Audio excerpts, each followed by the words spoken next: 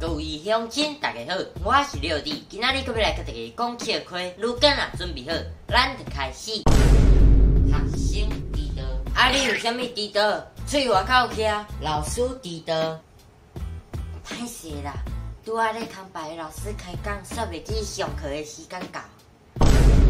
阮妈妈叫你明仔载过来阮厝食饭，你想要食啥？哦，安尼我要红金米糕、糖醋排骨、柠檬鱼、胡椒虾、海参丸、猪肚汤，过来一个炒鳝鱼啦。